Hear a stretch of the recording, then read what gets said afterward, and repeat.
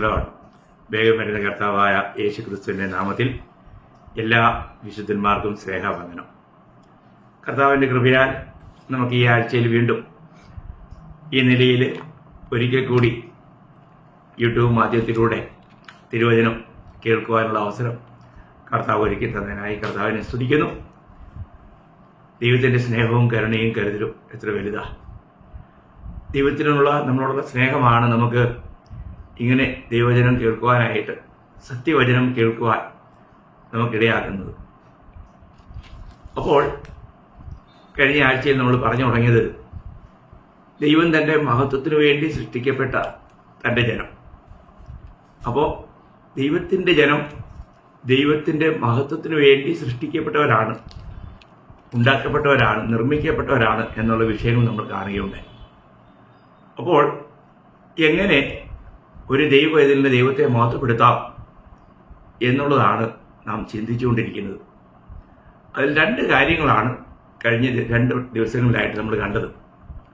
ഒന്ന്, നമ്മൾ കണ്ടത് സ്തോത്രം എന്ന യാഗം അർപ്പിക്കുന്നതിലൂടെ നാം ദൈവത്തെ മഹത്വപ്പെടുത്തുന്നു.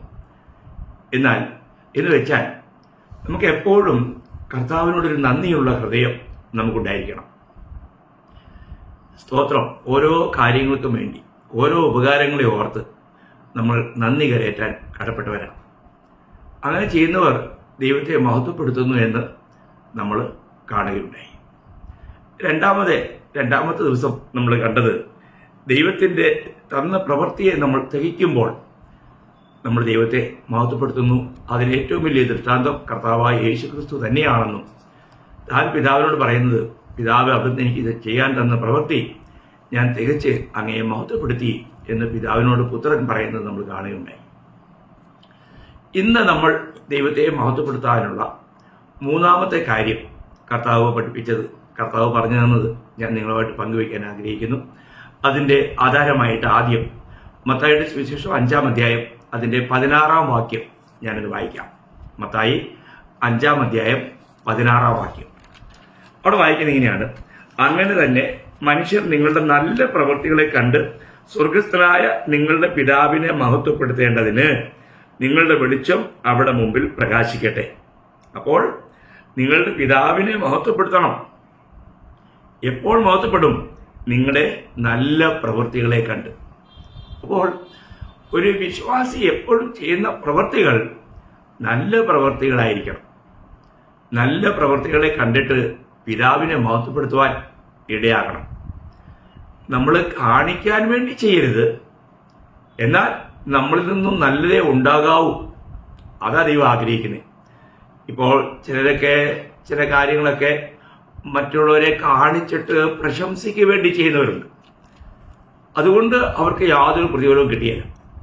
നമുക്കറിയാം, നമ്മൾ അതേ മത്തായി തന്നെ 6-ാം അധ്യായം 1-ാം വാക്യം വായിക്കുമ്പോൾ, മനുഷ്യർ കാണേണ്ടതിന് നിങ്ങളുടെ നീതിയെ അവരുടെ മുമ്പിൽ ചെയ്യാതിരിപ്പാൻ സൂക്ഷിപ്പീൻ, അല്ലാഞ്ഞാൽ സ്വർഗത്തിലുള്ള നിങ്ങളുടെ പിതാവിന്റെ പക്കൽ നിങ്ങൾക്ക് പ്രതിഫലമില്ല.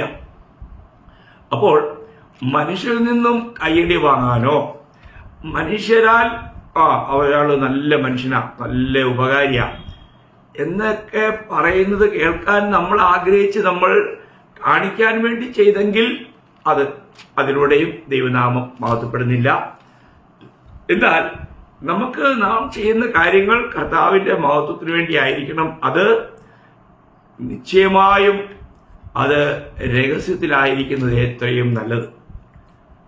കാരണം അതിന് മുൻപോട്ടുള്ള വചനങ്ങളിൽ, ആകയാൽ നിങ്ങൾ ഭിക്ഷ കൊടുക്കുമ്പോൾ മനുഷ്യരാൽ മാനം ലഭിപ്പാൻ പള്ളികളിലും വീതികളിലും കപടഭക്തിക്കാർ ചെയ്യുന്നത് പോലെ നിന്റെ മുമ്പിൽ കാഹളം ഊതിക്കരുത്, അവർക്ക് പ്രതിഫലം കിട്ടിപ്പോയി എന്ന് ഞാൻ സത്യമായിട്ട് നിങ്ങളോട് പറയുന്നു.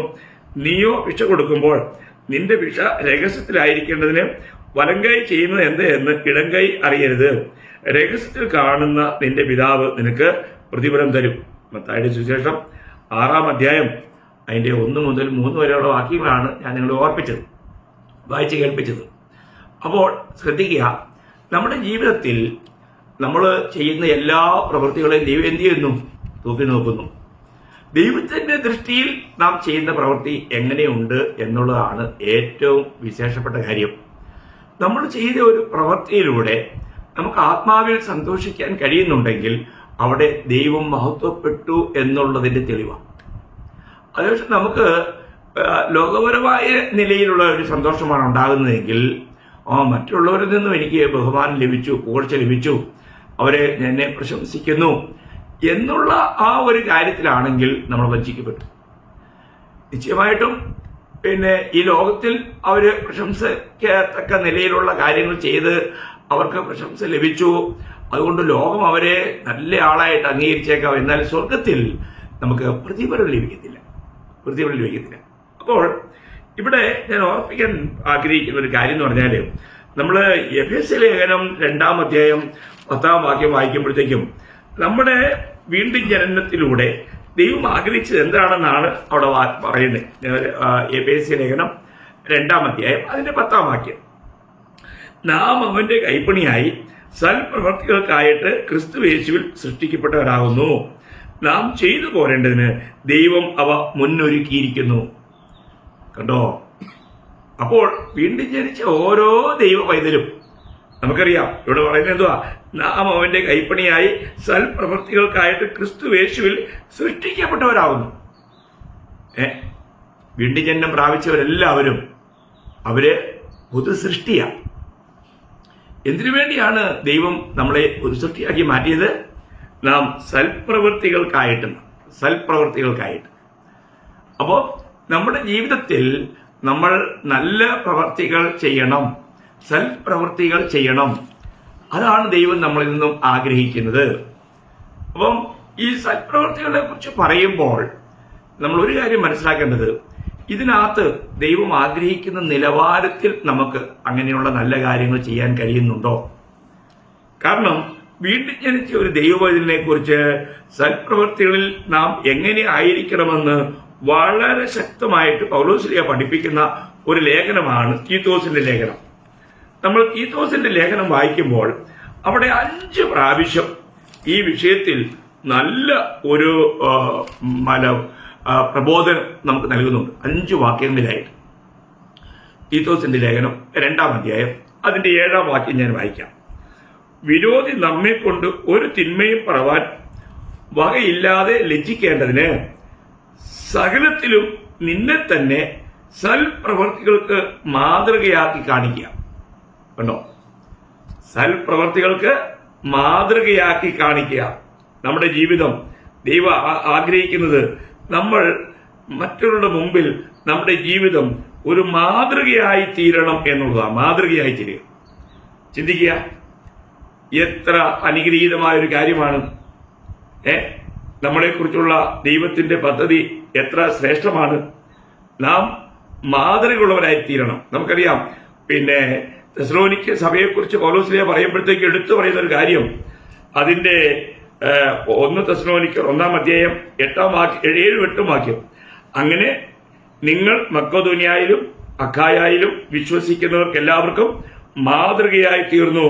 കണ്ടോ? നിങ്ങൾ മാതൃകയായി തീർന്നു. നോക്കുക, എത്ര വിലപ്പെട്ട കാര്യമാണ്. നമ്മൾ ഒരു മാതൃകയായി തീരണം.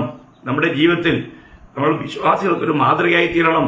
നമ്മുടെ പ്രവൃത്തികൾ മറ്റുള്ളവർക്കൊരു മാതൃകയായി തീരണം. നമ്മുടെ ജീവിതം ഒരു മാതൃകയായി തീരണം. ഓരോ കാര്യങ്ങളിലും നമ്മൾ നല്ല മാതൃകയുള്ളവരായിരിക്കണം. സഭായോഗങ്ങളിൽ വരുന്നതിലും പോകുന്നതിലും മാതൃകയുള്ളവരായിരിക്കണം. നമ്മുടെ വസ്ത്രധാരണത്തിൽ നമ്മൾ മാതൃകയുള്ളവരായിരിക്കണം. നമ്മുടെ ഇടപാടുകളിൽ, നമ്മുടെ സംസാരത്തിൽ നാം മാതൃകയുള്ളവരായിരിക്കണം. നാം വിശ്വാസത്തിൽ മാതൃകയുള്ളവരായിരിക്കണം. ഒരു മാതൃക. നമുക്കറിയാം, നമ്മുടെ കർത്താവ് നമുക്ക് എല്ലാത്തിലും മാതൃകയാണ്. 1 പത്രോസ് 2:21 അതല്ലേ പറഞ്ഞേ, അവന്റെ കാൽ ചൂടുകളെ പിൻപറ്റുവാൻ അവൻ നമുക്ക് മാതൃക വെച്ചിട്ട് പോയിരിക്കുന്നു. ആ മാതൃക, കർത്താവ് തന്ന മാതൃക, ഈ മാതൃകയാണ് നാം പിൻപറ്റേണ്ടത്. അപ്പൊ ഇവിടെ പൗലോസ് പറയാണ്, നിങ്ങൾ സകലത്തിലും നിങ്ങളെ തന്നെ സൽപ്രവർത്തികൾക്ക് മാതൃകയാക്കി കാണിക്കുക. ഇനിയും അതേ തീത്തോസിന്റെ അതിന്റെ 2:14 വാക്യത്തിൽ നമ്മൾ വായിക്കുന്നത്, 2:14 അവിടെ വായിക്കുന്നത്, അവൻ നമ്മെ സകല അധർമ്മങ്ങളിൽ നിന്നും വീണ്ടെടുത്ത് സൽപ്രവർത്തികളിൽ ശുഷ്കാന്തിയുള്ള ഒരു സ്വന്തം ജനമായി തനിക്ക് ശുദ്ധീകരിക്കേണ്ടതിന് തന്നെത്താൻ നമുക്ക് വേണ്ടി കൊടുത്തു. കണ്ടോ? അപ്പോൾ കർത്താവ് നമുക്ക് വേണ്ടി തന്നെത്താൻ കൊടുത്തത് എന്തിനു വേണ്ടിയാണ്? നാം സൽപ്രവർത്തികളിൽ ശുഷ്കാന്തിയുള്ളവരായിരിക്കാൻ. നല്ല കാര്യങ്ങൾ പോലും പലരും ചെയ്യുമ്പോൾ അവർക്കൊരു ശുഷ്കാന്തിയില്ല. അവരുടെ ശുഷ്കാന്തി കുറവ് കാണുമ്പോൾ തന്നെ നമുക്ക് വളരെ പരിതാപകരമായ അല്ലെങ്കിൽ വളരെ ദുഃഖകരമായിട്ട് നമുക്ക് തോന്നാം. നാം എങ്ങനെയായിരിക്കണം? നാം ശുഷ്കാന്തിയുള്ളവരായിരിക്കണം. ദൈവം നമ്മളെ എന്ത് ചെയ്തു? നമ്മളെ വീണ്ടെടുത്ത് സ്വന്തം ജനമായി തനിക്ക് ശുദ്ധീകരിക്കേണ്ടതിന് തന്നെത്താൻ നമുക്ക് വേണ്ടി കൊടുത്തു. നമ്മൾ ചിന്തിക്കണം. നമ്മൾ ഗലാത്യർ 1:3 അവസാനം വായിക്കുന്നുണ്ട്, ഈ ദുഷ്ടലോകത്തുനിന്ന് വീണ്ടെടുക്കുവാൻ നമുക്ക് വേണ്ടി തന്നെത്താൻ കൊടുത്തു. ഗലാത്യർ 2:20 പൗലോസ് പറയുന്നുണ്ട്, ഞാനോ ക്രിസ്തുവിനോട് ക്രൂശിക്കപ്പെട്ടിരിക്കുന്നു, ഞാനല്ല ക്രിസ്തുവത്രയിൽ ജീവിക്കുന്നു, ഇന്ന് ഞാൻ ജീവിക്കുന്നത് എനിക്ക് വേണ്ടി തന്നെത്താൻ ഏൽപ്പിച്ചു തന്ന ക്രിസ്തുവേശുവിലെ വിശ്വാസത്താൽ അത്രയെന്ന. നമുക്ക് വേണ്ടി തന്നെത്താൻ ഏൽപ്പിച്ചു തന്നത് പ്രിയമുള്ളവരെ, നാം കർത്താവിന് വേണ്ടി സൽപ്രവൃത്തികളിൽ ശുഷ്കാന്തിയുള്ളവരായിരിക്കാൻ വേണ്ടിയാണ്. നോക്കുക, എത്ര അനുഗ്രഹീതമായ ഒരു മുന്നറിയിപ്പാണ് നമുക്ക് തരുന്നത്. ഇനിയും അതിന്റെ 3-ാമത്തെ ആ വാക്യം ഞാൻ ഓർപ്പിക്കട്ടെ. അതിന്റെ 3-ാം അധ്യായം 1-ാം വാക്യം, തീത്തോസ് 3:1. വാഴ്ചകൾക്കും അധികാരങ്ങൾക്കും കീഴടങ്ങി അനുസരിപ്പാനും സൽപ്രവർത്തികൾക്ക് ഒരുങ്ങിയിരിപ്പാനും. സൽപ്രവർത്തികൾക്ക് നാം ഒരുങ്ങിയിരിക്കണം, ഒരുക്കമുണ്ടായിരിക്കണം. അല്ലെ, നമ്മള് റോമാലേഖനം 1:15 പൗലോസ് പറയുന്നുണ്ട്, ഞാൻ സുവിശേഷം അറിയിക്കുവാൻ എന്നാലാവോളം ഒരുങ്ങിയിരിക്കുന്നു. ഒരു ഒരുക്കം. നമുക്ക് സൽപ്രവൃത്തികൾക്ക് വേണ്ടിയുള്ള ഒരു ഒരുക്കം ആവശ്യമാണ്. എവിടെയും ആർക്കും വേണ്ടി നല്ല കാര്യങ്ങൾ ചെയ്തു കൊടുക്കുവാൻ നമുക്ക് ഒരു ഒരുക്കം വേണം.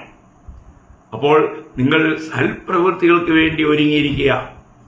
മോശമായ കാര്യങ്ങളിലേക്ക് പോകാതെ സൽപ്രവൃത്തികൾക്ക് വേണ്ടി നാം ഒരുങ്ങിയിരിക്കുക. ഇനിയും അതിന്റെ 3-ാം അധ്യായത്തിന്റെ 8-ാം വാക്യം, തീത്തോസ് 3:8.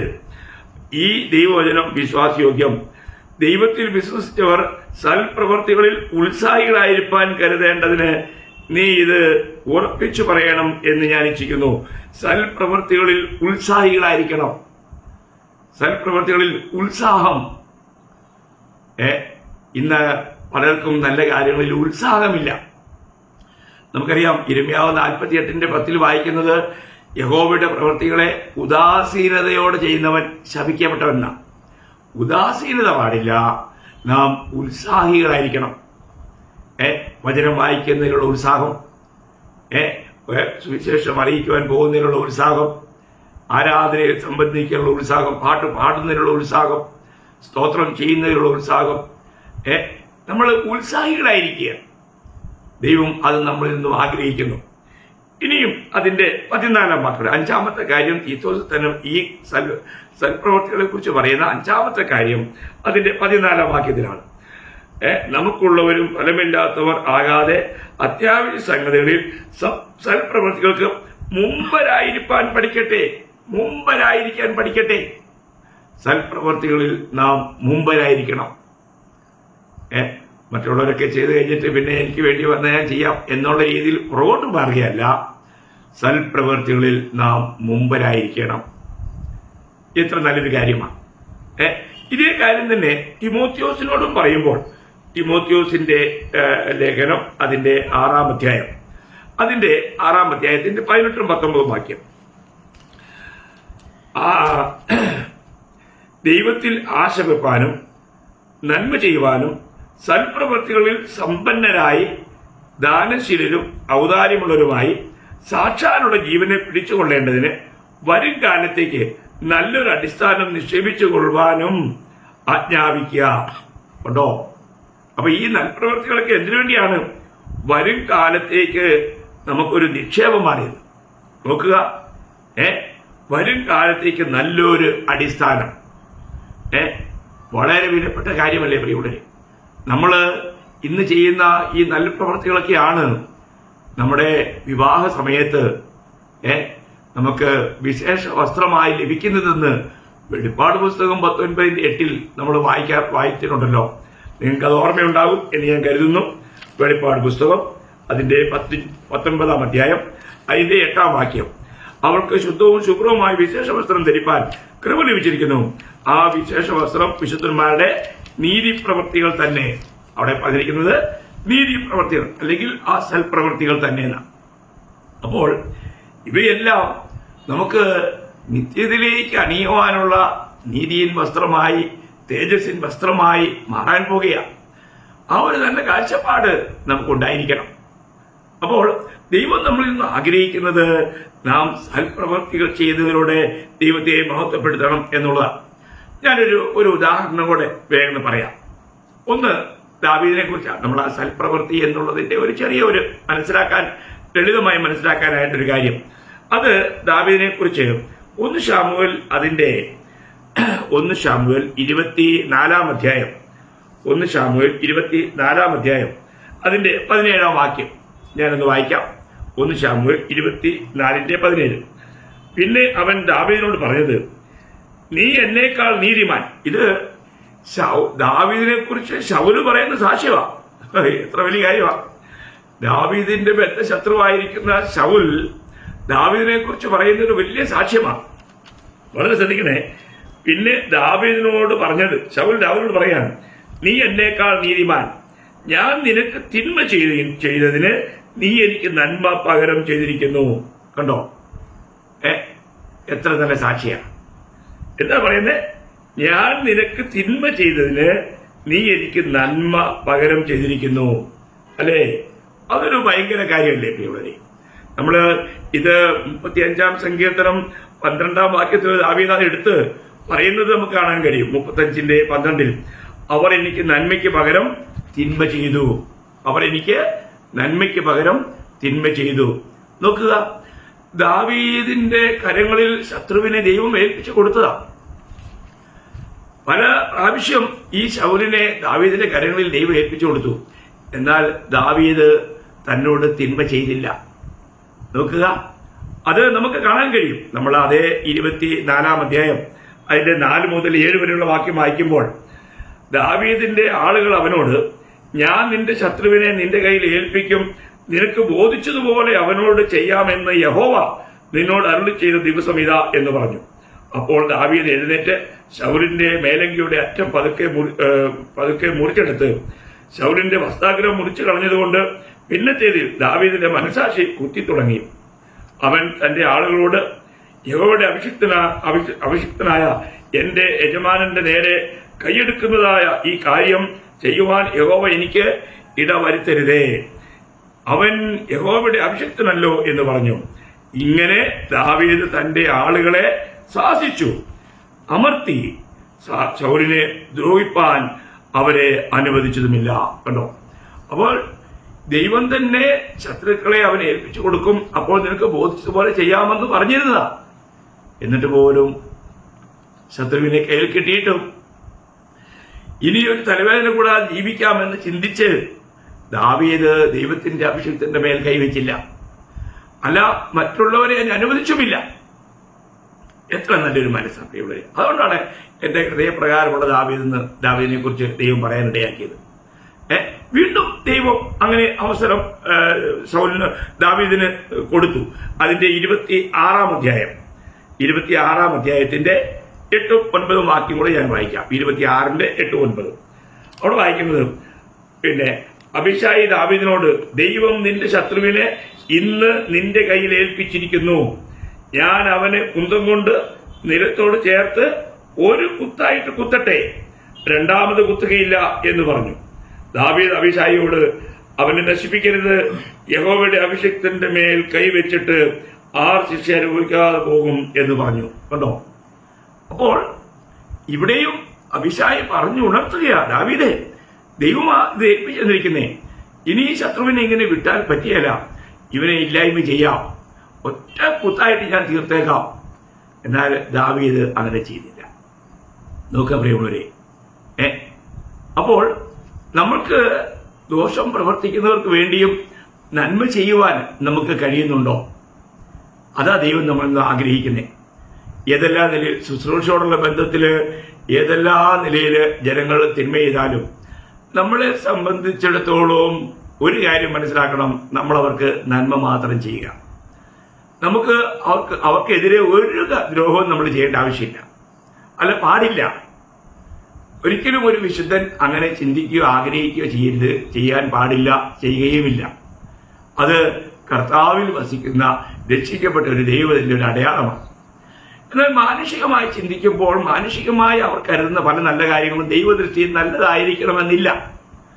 അതിനൊരു നല്ലൊരു ഉദാഹരണം മർക്കോസിന്റെ സുവിശേഷത്തിൽ നമുക്ക് കാണുവാൻ കഴിയും. ഞാൻ ആ ഭാഗം കൂടെ പറഞ്ഞ് ഈ ആലോചന ഇവിടെ അവസാനിപ്പിക്കാമെന്ന് ചിന്തിക്കുന്നു. മർക്കോസിന്റെ സുവിശേഷം 14-ാം അധ്യായം അതിന്റെ 3 മുതൽ 8 വരെയുള്ള വാക്യത്തിൽ അവിടെ നടക്കുന്ന സംഭവം, പിന്നെ അവൻ ബെഥനിയായിൽ കുഷ്ഠരോഗിയായ ശിമോന്റെ വീട്ടിൽ പന്തിയിലിരിക്കുമ്പോൾ ഒരു സ്ത്രീ ഒരു വെങ്കൽ ഭരണി വിലയേറിയ സ്വച്ഛ ജഡമാംസി തൈലവുമായി വന്ന് ഭരണി പൊട്ടിച്ച് അവന്റെ തലയിൽ ഒഴിച്ചു. അവിടെ ചിലർ, തൈലത്തിന്റെ ഈ വെറും ചെലവ് എന്തിന്, ഇത് 300-ലധികം വെള്ളിക്കാശിന് വിറ്റ് ദരിദ്രർക്ക് കൊടുക്കാൻ കഴിയുമായിരുന്നല്ലോ എന്നിങ്ങനെ ഉള്ളിൽ നീതിസപ്പെട്ട് അവളെ ഭർഷിച്ചു. എന്നാൽ യേശു, അവളെ വിടുവിൻ, അവളെ അസഹ്യപ്പെടുത്തുന്നത് എന്ത്, അവൾ എങ്കൽ നല്ല പ്രവൃത്തിയല്ലോ ചെയ്തത്, അവൾ എങ്കൽ നല്ല പ്രവൃത്തിയല്ലോ ചെയ്തത്. ദരിദ്രർ നിങ്ങൾക്ക് എല്ലായ്പ്പോഴും അടുക്കെ ഉണ്ടല്ലോ, ഇച്ഛിക്കുമ്പോൾ അവർക്ക് നന്മ ചെയ്യുവാൻ നിങ്ങൾക്ക് കഴിയും. ഞാനോ എല്ലായ്പ്പോഴും നിങ്ങളോടുകൂടെ ഇരിക്കയില്ല. അവൾ തന്നാലാവത് ചെയ്തു. എത്ര നല്ലൊരു സാക്ഷ്യമാണ്. നമ്മൾ ചിന്തിക്കണം ദൈവമക്കളെ, ദൈവം നമ്മൾ ചെയ്യുന്ന പ്രവൃത്തിയെക്കുറിച്ച് എന്താണ് പറയുന്നത്?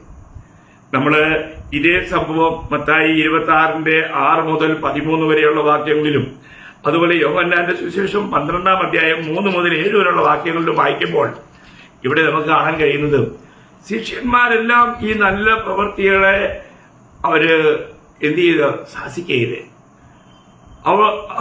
അവരെല്ലാവരും അവളെ ഭർഷിക്കരുത്. അതിന്റെ മെയിൻ ലീഡറായിട്ട് നമുക്ക് കാണാൻ കഴിയുന്നത് ഇസ്കറിയോത്തെ യൂദാവിനെയാണ്. അപ്പോൾ തന്റെ ചിന്താഗതിയും താൻ അവിടെ പറയുന്നതൊക്കെ, ഇത് വിറ്റ് ദരിദ്രർ കൊടുത്തിരുന്നെങ്കിൽ 300 വെള്ളിക്കാശ് കിട്ടിയാനെ. അപ്പോൾ അവനത് പറയാൻ കാരണം അവൻ പണസഞ്ചിയിൽ ഇട്ടിരുന്നത് എടുത്തു പോന്ന. അപ്പോൾ അതിലൊരു ശതമാനം അവന് സമ്പാദിക്കാനായിട്ടുള്ള പദ്ധതി ഉണ്ടായിരുന്നു, പക്ഷെ അത് നഷ്ടപ്പെട്ടു. അതുകൊണ്ട് താൻ വളരെ നിരസപ്പെട്ടു. അപ്പോൾ താൻ പറഞ്ഞത് കർത്താവ് കേട്ടില്ല. അപ്പൊ അതുകൊണ്ട് തന്നെ അവന്റെ ഉള്ളിൽ കർത്താവിനെ കുറിച്ച് കയ്പ് വർദ്ധിക്കുകയുണ്ടായത്. നോക്കുക, നമ്മൾ ചിന്തിക്കണം, നമ്മൾ ചെയ്യുന്ന ഒരു പ്രവൃത്തിയെ ദൈവം ശ്ലാഘിക്കുന്നുണ്ടോ? ദൈവം ആ പ്രവൃത്തിയെക്കുറിച്ച് എന്താണ് പറയുന്നതെന്നാണ് നാം വിലയിരുത്തേണ്ടത്. ഇവിടെ എല്ലാവരും, ശിഷ്യന്മാരെല്ലാവരും അങ്ങനെ പറഞ്ഞെന്നാ. എന്നാൽ ഒരു കാര്യം നമ്മൾ മനസ്സിലാക്കണം, നമ്മൾ ചെയ്യുന്ന പ്രവൃത്തിയെക്കുറിച്ച് നമ്മുടെ കർത്താവ് എന്തു പറയുന്നു? കാരണം മനുഷ്യന്റെ മുൻപിൽ ഉന്നതമായിരിക്കുന്നത് ദൈവത്തിന് മുമ്പിൽ അറപ്പത്രേ എന്ന് നമ്മൾ ലൂക്കോസ് 16-15 വായിക്കുന്നുണ്ട്. ദൈവമക്കളെ, നമ്മൾ ചെയ്യുന്നത്, നമുക്കിന്ന് നമ്മളെ ഏൽപ്പിച്ച കാര്യങ്ങൾ കർത്താവിന്റെ മഹത്വത്തിന് വേണ്ടി വിശ്വസ്തയോടെ ചെയ്യുവാൻ കഴിയുന്നുണ്ടോ? നമ്മുടെ പ്രവൃത്തികളെ കാണുന്ന ദൈവം അതെങ്ങനെ അതിനെ വിലമതിക്കുന്നു? അതാണ് നാം കാണേണ്ടത്. ദൈവത്തിന്റെ ദൃഷ്ടിയിൽ നല്ലതെന്ന് തോന്നുന്ന കാര്യങ്ങളെയാണോ ഞാനിന്ന് ചെയ്യുന്നത്?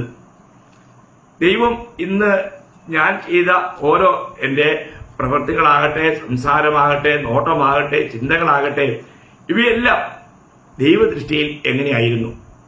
ഇയ്യോബ് 13:9 ഒരു ചോദ്യമുണ്ട്, ദൈവം നിന്നെ പരീക്ഷിച്ചാൽ നന്നായി കാണുമോ? അതാ വിഷയം. നമ്മൾ ചെയ്ത ഒരു കാര്യം അത് യഥാർത്ഥ ദൈവമഹത്വത്തിന് വേണ്ടി, ദൈവത്തിന്റെ ആത്മപ്രേരണയാൽ ദൈവത്തിന് മാത്രം മഹത്വം ലഭിക്കണമെന്നുള്ള ആഗ്രഹത്തിൽ നമ്മൾ ചെയ്യുന്നെങ്കിൽ അതിനെല്ലാം നിത്യതയിൽ നമുക്ക് പ്രതിഫലമുണ്ട്. അതുകൊണ്ട് എല്ലാ വിശുദ്ധന്മാരോടും എനിക്ക് പറയാനുള്ളത്, നമ്മൾ എന്തിനു വേണ്ടിയാണ് പുതുസൃഷ്ടിയാക്കപ്പെട്ടത്? നല്ല പ്രവൃത്തികൾക്ക് വേണ്ടി. നാം ആരും നല്ല പ്രവൃത്തികൾ ചെയ്ത് രക്ഷിക്കപ്പെട്ടവരല്ല. എന്നാൽ രക്ഷിക്കപ്പെട്ടവർ നല്ല പ്രവൃത്തി ചെയ്യണം. അതാ ദൈവം നമ്മളിൽ നിന്ന് ആഗ്രഹിക്കുന്നത്. ചിലർ അതിനെ തെറ്റിദ്ധരിക്കാറുണ്ട്, ഞാൻ നല്ല പ്രവൃത്തി ചെയ്താലേ രക്ഷിക്കപ്പെടൂ. അല്ല, നമ്മളിൽ ആർക്കും ഒരു നല്ല പ്രവൃത്തി ഉണ്ടായിരുന്നില്ല. എന്നാൽ രക്ഷിക്കപ്പെട്ടവരായ നാം ആ ദൈവത്തെ മഹത്വപ്പെടുത്തുവാനായിട്ട് സൽപ്രവൃത്തികൾക്കായിട്ട് നമ്മൾ സൃഷ്ടിക്കപ്പെട്ടവരാകുന്നു. ഈ വലിയൊരു യാഥാർത്ഥ്യം നമ്മൾ മനസ്സിലാക്കണം. ഇന്ന് നമ്മൾ ചെയ്യുന്ന ഓരോ പ്രവൃത്തികളിലൂടെയും കർത്താവിന്റെ നാമം മഹത്വപ്പെടുന്നുണ്ടോ? അപ്പം നമ്മൾ ആദ്യം വായിച്ച ആ വാക്യം നിങ്ങളുടെ ഓർമ്മയിലേക്ക് ഒരിക്കൽ കൂടി കൊണ്ടുവന്നുകൊണ്ട് ഞാൻ നിർത്തട്ടെ. അങ്ങനെ തന്നെ മനുഷ്യർ നിങ്ങളുടെ നല്ല പ്രവൃത്തികളെ കണ്ട് സ്വർഗസ്ഥനായ നിങ്ങളുടെ പിതാവിനെ മഹത്വപ്പെടുത്തേണ്ടതിന് നിങ്ങളുടെ വെളിച്ചം അവിടെ മുമ്പിൽ പ്രകാശിക്കട്ടെ. വളരെ വിലപ്പെട്ട കാര്യമാണ്. നമ്മൾ ഈ നല്ല പ്രവൃത്തികൾ ചെയ്യുന്നത് അതൊരു വെളിച്ചമാണ്. മറ്റുള്ളവർക്ക് അത് കണ്ട് അവർക്ക് ആ നിലയിൽ ഈ അന്ധകാരം നിറഞ്ഞ പാപം പെരുകുന്ന ഈ ലോകത്തിൽ അവർക്കൊരു വെളിച്ചമായി മാറുവാൻ, അവർക്കത് ഒരു നല്ല മുന്നേറ്റത്തിന് കാരണമാകുവാനിടയായിരിക്കും. അതുകൊണ്ട് നിശ്ചയമായും നമ്മൾ കർത്താവിനെ ഈ നിലയിൽ മഹത്വപ്പെടുത്തുന്നവരായി, നല്ല പ്രവർത്തികളിൽ എപ്പോഴും നല്ല പ്രവർത്തികൾ ചെയ്യുന്നവരായി നമുക്ക് മുന്നേറാം. ഈ നല്ല പ്രവർത്തികൾ ഇത് നമ്മുടെ, ഒരു വിധത്തിൽ പറഞ്ഞാൽ ഇത് നമ്മുടെ കഴിവിന്റെ കാര്യമല്ല, നമ്മുടെ പരിശ്രമത്തിന്റെ ഫലമല്ല, ഇത് ക്രിസ്തുവിൽ വസിക്കുന്നതിന്റെ ഫലമാണ്. ക്രിസ്തുവിൽ വസിക്കുന്ന ഒരു വ്യക്തിയാണെങ്കിൽ അവരിൽ ഈ നല്ല പ്രവൃത്തി ഉണ്ടാവും. അതിന്റെ ഒരു ശക്തമായ ദൃഷ്ടാന്തം കർത്താവ് തന്നെ മത്തായി 7-ാം അധ്യായം 16 മുതൽ 20 വാക്കുകൾ പറയുന്നുണ്ട്. അതോടെ വായിക്കട്ടെ നിർത്താൻ. പിന്നെ മത്തായി 7-ാം അധ്യായം 16 മുതൽ 20 വരെയുള്ള വാക്യം. അവരുടെ ഫലങ്ങളാൽ നിങ്ങൾക്ക് അവരെ തിരിച്ചറിയാം. മുള്ളുകളിൽ നിന്നും മുന്തിരിപ്പഴവും ഞെരിഞ്ഞിലുകളിൽ നിന്നും അത്തിപ്പഴവും പറിക്കാറുണ്ടോ? നല്ല വൃക്ഷമൊക്കെയും നല്ല ഫലം കായ്ക്കുന്നു, ആകാത്ത വൃക്ഷമോ ആകാത്ത ഫലം കായ്ക്കുന്നു. നല്ല വൃക്ഷത്തിന് ആകാത്ത ഫലവും ആകാത്ത വൃക്ഷത്തിന് നല്ല ഫലവും കായ്പാൻ കഴിയില്ല. നല്ല ഫലം കായ്ക്കാത്ത വൃക്ഷമൊക്കെയും വെട്ടി തീയിലിടുന്നു. ആകയാൽ അവരുടെ ഫലത്താൽ നിങ്ങൾ അവരെ തിരിച്ചറിയും. കണ്ടോ? അവരുടെ ഫലത്താൽ നിങ്ങൾ അവരെ തിരിച്ചറിയും. അപ്പൊ നീ ഒരു രക്ഷിക്കപ്പെട്ട ഒരു വ്യക്തിയാണെങ്കിൽ, ക്രിസ്തുവിൽ ഒരു പുതു സൃഷ്ടിയാക്കപ്പെട്ട വ്യക്തിയാണെങ്കിൽ, നിശ്ചയമായും അവനിൽ നിന്നും നല്ല ഫലങ്ങളുണ്ടാവും. കാരണം അവൻ കർത്താവുമായിട്ട് ബഡ് ചെയ്തു കൂട്ടിച്ചേർക്കപ്പെട്ടു. ഇനി കർത്താവിൽ നിന്നുള്ള ഫലങ്ങളായിരിക്കും ആ വ്യക്തിയിൽ ഉണ്ടാകുക. ഇത് വളരെ അനുഗ്രഹിക്കപ്പെട്ട ഒരു അനുഭവം തന്നെയാണ്. നമ്മൾ ചിന്തിക്കണം. അപ്പൊ അങ്ങനെ അല്ലാത്തൊരു വ്യക്തിക്ക് അവർക്ക് ഈ നല്ല ഫലങ്ങളിലേക്ക് അയക്കുവാൻ കഴിയില്ല. അപ്പൊ അതുകൊണ്ട് നമുക്ക് നമ്മുടെ ജീവിതം ഒന്ന് പരിശോധിക്കുന്നത് നന്നായിരിക്കും. ഇന്ന് ഈ നല്ല പ്രവർത്തികൾ ചെയ്ത് ഈ കർത്താവിനെ മഹത്വപ്പെടുത്തുവാൻ എനിക്ക് കഴിയുന്നുണ്ടോ? അത് നമ്മൾ തിരിച്ചറിയുന്നത് എത്ര നന്നായിരിക്കും. നമ്മുടെ പ്രവൃത്തികളെ കണ്ട് എങ്കിൽ നല്ല പ്രവൃത്തിയാണ് ചെയ്തതെന്ന് കർത്താവ് നമ്മുടെ പ്രവൃത്തികളെ കണ്ട് സാക്ഷിക്കുമോ? ഈ സാക്ഷ്യം നമുക്ക് കേൾക്കാൻ കഴിയുന്നുണ്ടോ? അങ്ങനെ കേട്ടിരുന്നെങ്കിൽ എത്ര സന്തോഷപ്രദവും സംതൃപ്തവുമായ ഒരു ജീവിതം നമുക്ക് നയിക്കാൻ കഴിയുമായിരുന്നു. അതുകൊണ്ട് ഇവിടെ എനിക്ക് ഇന്ന് നിങ്ങളോട് പറയാനുള്ള കാര്യം, നമുക്ക് എങ്ങനെ ദൈവത്തെ മഹത്വപ്പെടുത്താം? മൂന്നാമത്തെ കാര്യം, സൽപ്രവർത്തികൾ ചെയ്യുന്നതിലൂടെ നമ്മുടെ കർത്താവിനെ മഹത്വപ്പെടുത്തുവാൻ നമുക്ക് കഴിയും എന്നാണ് കർത്താവ് പഠിപ്പിച്ചത്. അതുകൊണ്ട് നമുക്ക് ഓരോ ദിവസവും കർത്താവ് നമ്മളിന്ന് ആഗ്രഹിക്കുന്ന, കർത്താവ് നമുക്ക് വേണ്ടി ചെയ്യാൻ തന്നിരിക്കുന്ന ആ സൽപ്രവൃത്തികളെ ചെയ്ത് തീർത്തുകൊണ്ട് കർത്താവിനെ മഹത്വപ്പെടുത്തി കർത്താവിന് എല്ലാ മഹത്വം അർപ്പിച്ച് ജീവിപ്പാൻ, ഒരു ജയാളിയായിട്ട് ജീവിപ്പാൻ, ഫലവത്തായ ജീവിതം നയിപ്പാൻ കർത്താവ് കേൾവിക്കാരായ എല്ലാവരെയും സഹായിക്കട്ടെ എന്ന് ആഗ്രഹിച്ചും പ്രാർത്ഥിച്ചുകൊണ്ട് ഇന്നത്തെ ഈ സന്ദേശം ഇവിടെ നിർത്തുന്നു. കർത്താവിന് എല്ലാ മഹത്വം അർപ്പിക്കുന്നു. ആമേൻ.